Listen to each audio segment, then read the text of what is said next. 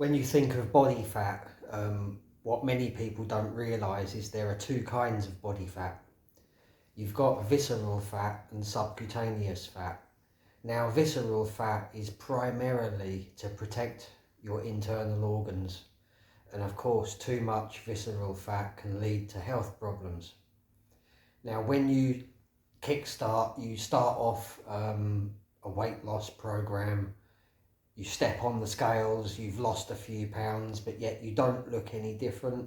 And the reason for that is because you always tend to drop your visceral fat first, which is why you can often lose weight and then not realise, not see any difference when you look at yourself.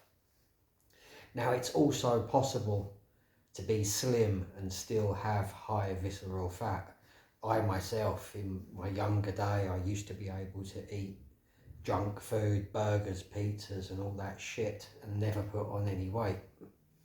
So it's still possible, if you follow that kind of diet, you have a fast metabolism, to still have high visceral fat and you can still be thin.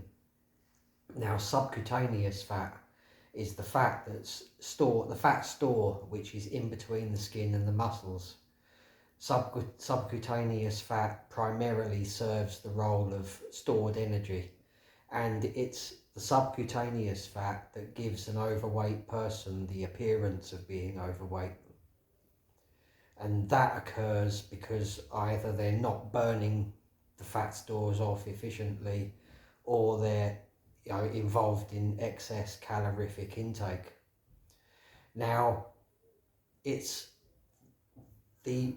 how it all works is, when we were, in ancient times, when our ancestors were hunter-gatherers, now what basically they used to do was they weren't guaranteed food every day.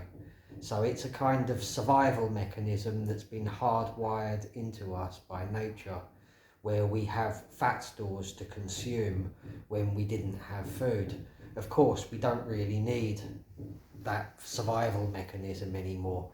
But the primary purposes in the modern world, the primary purposes of subcutaneous fat are to keep up our energy levels, to maintain good levels of physical activity, to fuel workouts and to fuel recovery.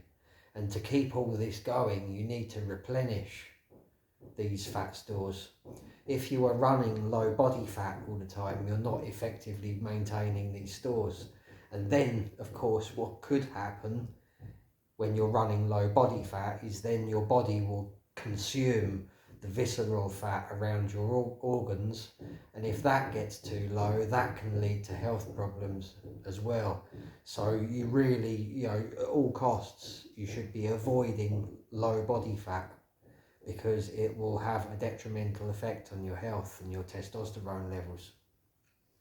If you want to optimize your testosterone levels and do everything that you can to keep them optimized, subscribe to this channel, because I've got everything you need to know is coming up real soon.